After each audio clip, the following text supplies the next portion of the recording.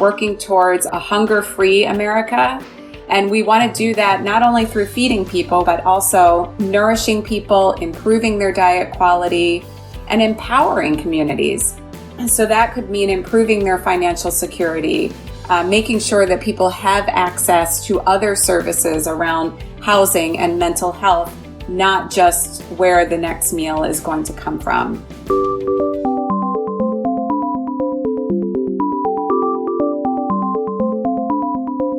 Welcome to The Value in Giving. I'm your host and president of Vanguard Charitable, Jane Greenfield. The Value in Giving podcast gives us an opportunity to hear from leaders across the world of philanthropy. These leaders share their insights and experiences so that you're informed as you think through how to have impact with your charitable dollars. On today's show, we have Casey Marsh, Chief Development Officer of Feeding America. Welcome, Casey. Thank you, Jane. It's so nice to be here. Well, we're happy to have you. Your organization is one that our donors are supporting a lot right now. So I thought we'd ask you to start us off by telling us a little bit about what Feeding America does and how you got started. Sure. Well, Feeding America is the largest charitable food organization in the nation. Our network is comprised of 200 food banks and 60,000 agencies serving every county in our country. And one of the strengths of Feeding America's food banks is the deeply rooted presence in those local communities. We have at least one food bank in every state, working through hundreds of partners, and a presence in every community. So even before COVID-19, our food banks had not yet met the vast need of 37 million people facing food insecurity in the U.S. That was pre-COVID, including 12 million kids and 7 million seniors. And the way that Feeding America got started is the concept of food banking was really developed by a gentleman named John Van Hengel in Phoenix, Arizona in the late 60s. And I think you'll enjoy this story that Van Hengel was a retired businessman at the time. And he had been volunteering at a soup kitchen. He was trying to find food to serve the hungry. And one day he met a very desperate mother who was regularly, he noticed, rummaging through grocery store garbage bins. And she was trying to find food for her children. So she suggested that there should be a place where instead of food being thrown out and discarded, a place where food could be stored for people to pick up. It's kind of similar to the way that regular banks store money for future use. And with that, the food banking industry was born. That's an amazing story and just goes to show how much of a difference one person can make. Well, I have to ask you though, you mentioned the words food insecurity. Can you tell me what you mean by that? What's the definition of food insecurity? Sure. Food insecurity is when people really are not entirely sure where their next meal is coming from. So that is a wide spectrum of different times, different situations where people may have to make really difficult decisions about a very limited income and where they invest that. So there may be some weeks where families are faced with a decision of, do we buy medicine? Do we buy clothing? Is there an unexpected healthcare cost? Or do we buy food with these funds? So it's really that lack of security of knowing how you're going to be able to eat your next meal, where it's coming from, and how you're going to take care of your family. Well, you mentioned that before COVID, you were serving 37 million people. So we're going to talk a little bit about what's happened since COVID. But before we do, I know that you recently joined Feeding America. You don't sound like you've only been there a short amount of time. You absolutely know what's going on. But can you give a little background on your bio, where you've been, and what brought you to Feeding America? Yes, I'm actually only entering month 2 on the job at Feeding America, which has been a really interesting time, especially as I onboard completely remotely. And for the past 13 years, I have been with UNICEF USA, I was a vice president for fundraising there, really overseeing a significant portion of our regional teams. And prior to that, I was with the AIDS Foundation of Chicago as their vice president of development, two organizations that I'm still very passionate about and love dearly. Sounds like you like tackling big goals, but I do have to mention to you, you may be aware of this. I had the chance to interview Michael Nineheis for our podcast series just a couple of weeks ago, who is the new CEO of UNICEF. I think he was probably entering when you were coming over to Feeding America. That is very true, and I love that coincidence. Michael also had to onboard in a very unique, remote, virtual way, and we did overlap only briefly. But I do have to say that that's one of my, not regrets, but something that I often think about, that I would have loved to have worked more closely with Michael for a longer period of time, because he's just an incredible leader. He really is. He really is. Well, at some point, we'll have to do a podcast series on what it's like to join an organization remotely. But that's not the topic for today. So let's talk about the challenge that this pandemic has put on the plate, if you will, of Feeding America. Many of the communities that were hit the hardest by the pandemic were already communities that were facing food insecurity. So can you tell me how food insecurity has been impacted by COVID-19 and give me a bit of insight into the numbers, first of all? COVID-19 has really presented a triple whammy for Feeding America and for our network, meaning that we've seen incredible increased demand. We've seen declines in the donations of food, and we've also seen disruptions to the charitable food assistance systems operating model. So it has been a really difficult time period. I mentioned that the numbers before COVID, that about 37 million Americans were facing food insecurity. But we also estimate that the pandemic could push as many as 17.1 million more people into food insecurity. So a total of 54.3 million people, which means 1 in every 6 Americans as a result, in part as a result of COVID-19. Even if the supply remained the same and the distribution remained the same, that kind of increase in demand would be a huge challenge. Yeah, it really has already been a big challenge and now has just gone through the roof. The network remains resilient and very strong, and it has really pushed the network to innovate in new ways to address this perfect storm, to make sure Americans facing hunger have the food that they need. If you could imagine that a lot of the food banks really rely on their army of volunteers from the community, and many of those volunteers maybe are seniors who have been volunteering for a long time. Suddenly, those food banks faced a situation where they couldn't really use or rely on those volunteers because of security issues, making sure that they're personally staying healthy and safe and socially distant. So that was a big challenge, as well as the decrease in donations, as, you know, shelf-stable food in grocery stores were flying off the shelves with people kind of in that initial panic of COVID-19. And so donations decreased, and we really had to figure out how to overcome some of those challenges in a whole new world. So let's unpack that a little bit, because you and I chatted about that, and I found it to be very interesting. So much of what you had provided through food banks in the past was shelf-stable food, and you found yourself in a situation where you had to pivot and include food that was perishable. How did you deal with that?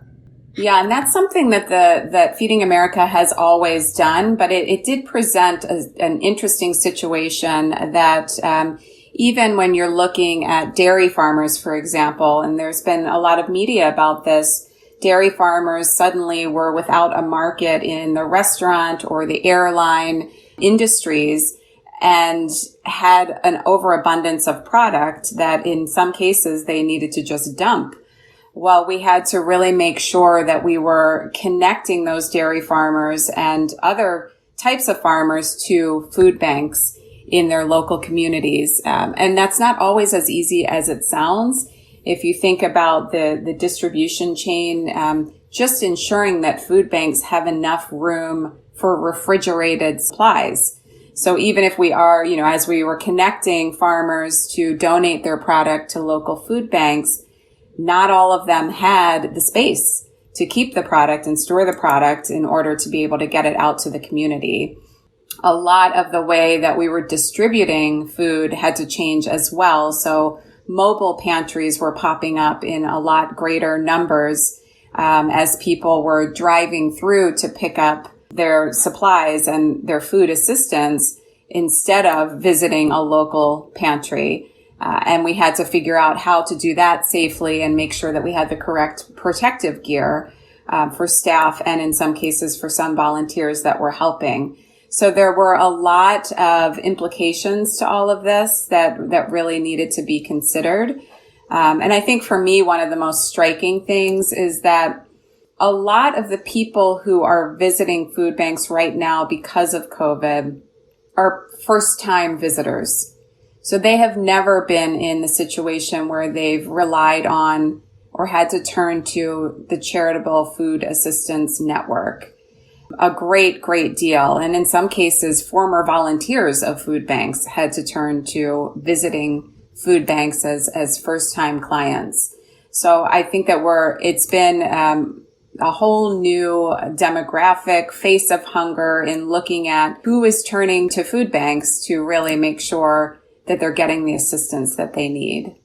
Wow. So just to step back, a perfect storm, as you said, of the demand for food increasing, the supply decreasing, and then multiple challenges on the distribution front, such as how to distribute when volunteers are fewer in number, how to distribute when people don't want to walk into a building, they want to pick up curbside, if you will, and how to store food, more perishable food, on site at a food bank than had been stored in the past. These are huge challenges, all coming at the same time. How did Feeding America handle this? I think that Feeding America really, in all situations, looks at the challenge in a very comprehensive way and looks at how can we work with partners and allies in the private sector, in the government sector, our board members, our donors, and most importantly, our food banks and the leaders of our food banks who are in their communities and who know what's going to work in those communities. And they're all vastly different. I think that's part of the value that this national federated network brings to our country is that we can share those best practices and those learnings and discussions on a really efficient and broad way instead of every food bank solving every issue on their own. So that was really helpful. And I think that just a testament to how well we were able to meet the challenge is that if you look at the time period from March 1st through May 24th alone, which, was very much in that height of the initial shocks of the pandemic, our network has distributed about 1.3 billion meals to people facing hunger in the United States. So if those numbers remained, that would put our network on pace to distribute 6 billion meals annually moving forward if that current level of distribution were to hold steady. And of course, in order to do what you're doing, you need people to donate. You need people to give and to help you out. So let's turn to that. That's obviously an area that you're passionate about. You have responsibility for that. So Casey, tell me, how have you raised funds during this time? And how has that differ from past timeframes for Feeding America? Well, the response has been incredible. And it really has been incredible across foundations, across donor advised funds such as Vanguard, across individual givers. Online donations have increased. We've had incredible support from corporate donors, just across the board, I've been so encouraged and heartened by the outpouring of support for this issue. It's really raised the visibility of the problem of hunger in America and food insecurity, which has been there for a long time. But this has provided a moment as a country to really reflect on this crisis that didn't just impact one of our communities, but all of our communities in the country. So I think that we've seen just incredible support. And to give you some sense of our COVID-19 fund, which was, quickly put into place at the beginning of the crisis, we have surpassed the $300 million mark for that fund and still getting incredible support for it.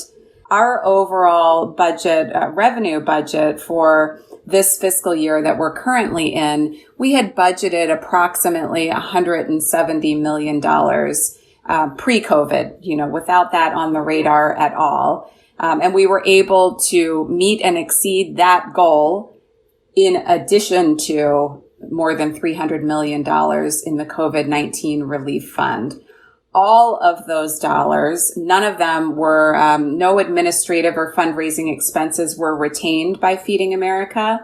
And I'm really proud of our network and our organization and our leadership to be able to say that by the end of July, all of the funds that we have received up until June 1st will be out, deployed completely to our network. So that also is a testament to how quickly we had to make sure we were getting funds out to food banks and into the areas that need it the most. Well, that's amazing. It also speaks to the fact that you need continued donations, continued support from your donors. I know at Vanguard Charitable, we try to help our donors in times of crisis by providing insight into which organizations are on the ground helping out. And of course, Feeding America is front and center on our website, and our donors have been jumping in to support you. And I'm very glad to hear that. Your donors have just been amazing. And you're right. I mean, the need hasn't ended. We're still in this. It's not a short-term crisis, and we're not even sure, and you and I both, and the larger public is not sure how this will continue to unfold. But it is important to note for your donors that 94% of the food banks in our network reported seeing an increase in the number of people served compared to this time last year. And that increase is close to about 60% more. So it really, the need is still there. And unfortunately, I anticipate that it will be there for quite a while. Thank you, Casey. We'll be right back.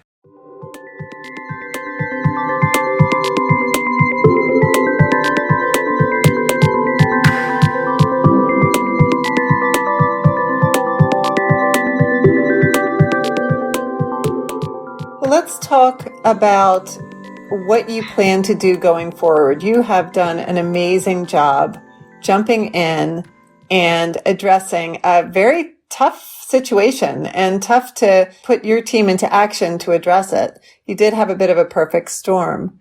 And now you're likely trying to think through what lies ahead. So as you said, we don't know everything. We don't have perfect clarity into what lies ahead. But what are some of the things that you're thinking about when it comes to the future of dealing with food insecurity?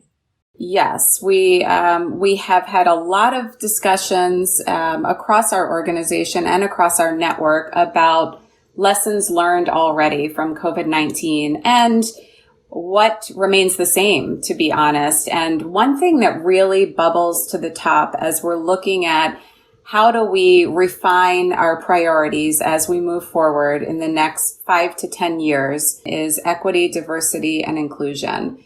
Now more than ever, I think it has really become incredibly apparent that to achieve a vision of a hunger-free America, Feeding America and the network and our partners and our donors really have to address the root causes of hunger and deepen our understanding of structural, systemic, racial inequities that helped to get us to the place where some communities are incredibly marginalized and people there are in need of a lot more assistance. And COVID-19 really put a spotlight on that.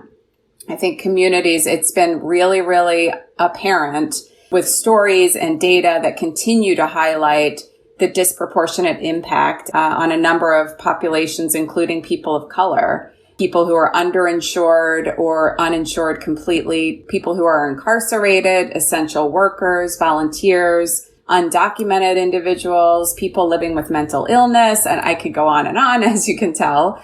But it really did highlight the connection between food insecurity and hunger and inequities, racial inequities in our country. And I'll give you a quick example. Before COVID-19, food insecurity rates were at about 18.7% and 17.3% in Mississippi and Arkansas, respectively. Now we're projecting that the rates are closer to 30% in those two states alone, just in the next 6 months. So we have a lot of data and research that shows us that we need to be investing at the same rate disproportionately in those communities with such vulnerable populations. And I think that will continue to guide how we operate going forward.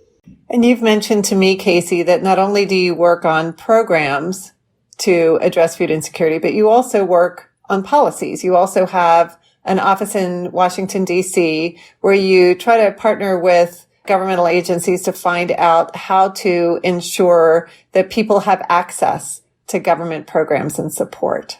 Yes. And as Congress works on additional legislation to help families get through this crisis, Feeding America also is working and asking for support for things like increasing Supplemental Nutrition Assistant Program benefits, which is called SNAP, for all recipients by increasing the Thrifty Food Plan 15% for the duration of the economic downturn, not just during the immediate crisis, but really looking to them to provide critical food assistance and help promote economic stimulus if families have the additional funds to at least be able to cover their needs when it comes to food. It does help the economy. They'll be able to go out and purchase clothing or books or school supplies or other things with the additional disposable income. So that's something that has been really, really important to us, increasing that SNAP minimum benefit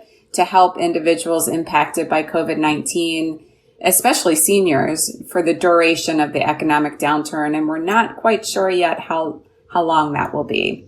So one of the things we think about at Vanguard Charitable when it comes to disaster relief is there's more than one stage of disaster relief. The first is response, immediate response.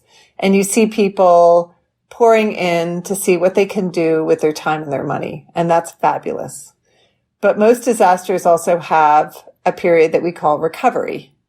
And it sounds like some of the things you're thinking about might be in that recovery phase, and then maybe even on into a phase to be more preventative for the future. That would be the ultimate phase of disaster relief, where you learn from it and you really think about how to prevent something like that from ever happening again. So it sounds like Feeding America is in all of those phases. So when you go back to donors and you talk to them about not only the work that you have done, but the work that you need to do to address food insecurity for the long term, how do you advise them to think about their giving? Yes, I think that there are two aspects to that. And one is, of course, the immediate need, which is often the way that a lot of our donors come to us. They really want to address the immediate need of people who are standing in lines right now. And how can I get food to them right away? How can I increase their access to food? How can I make sure that they are nourished and not in an emergency mode, which is so needed and so appreciated. And then there's looking at, okay, how can you come along with us as partners for the long haul? And what are we going to do to make sure that we're getting to the heart of some of these systemic changes that we need to tackle? And we are looking at a lot of ways that we're doing that. We're looking at how do we transform our technology for good to make sure that we're looking at the food rescue landscape. So We're looking at some of our technologies such as Meal Connect, which is a software that we use to facilitate easy and safe and quick donations from grocery stores or convenience stores to food banks or to food pantries or meal programs. So a lot of donors are really interested in that, looking at, okay, how do we get more efficient as a system? We also are looking at donors who are really passionate about the environment. And sometimes you wouldn't necessarily connect your passion with the environment with Feeding America. But an enormous amount of good, safe food is wasted in the U.S., about 72 billion pounds every year. And this is not due to COVID necessarily. This is an ongoing 72 billion pounds. About half of that is wasted by consumers in their homes. And every year, 40% of food grown and processed is not consumed at all. So if you look at that food waste, that accounts for a large chunk of all landfill volume, and it's a major source of greenhouse gas. So the waste that's occurring at every stage, whether it's production, distribution, farmers, packers, shippers, Feeding America is uniquely positioned to rescue this food at each of those phases. So reducing food waste is a really powerful opportunity for you as a donor to partner with us to help address some pressing issues, hunger and climate change. And that's something that I think the scale and the scope of Feeding America puts us in a great leadership position to do that. That's so interesting. So even if every American was food secure, there would still be an environmental issue, an environmental problem to solve. Well, Casey, your organization has done such great work through COVID. My guess is that your brand is more recognizable today than it has been in the past. How are you thinking about kind of leveraging that to make sure that people do know the problems that you're tackling and how you're really not only serving people today, but getting underneath those root causes? That is very true. Our brand has seen a huge boost for a terrible reason, but I mean, it's great that more people know about Feeding America. So this is a moment that we're really trying to leverage. How do we continue to unite people and increase that public passion to end hunger?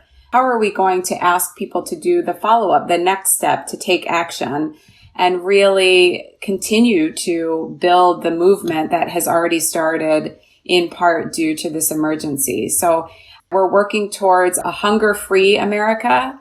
And we want to do that not only through feeding people, but also nourishing people, improving their diet quality, and empowering communities. So that could mean improving their financial security, making sure that people have access to other services around housing and mental health, not just where the next meal is going to come from. Well, it's important work you've been doing. I thank you so much, and I thank all of your colleagues at Feeding America for the important work that you've been doing and have done for decades. And I'd like to thank you also for being on our podcast. I'll thank the audience as well. Thanks for listening. I hope that you found today's conversation to be interesting and informative, and I hope you all find the value in giving.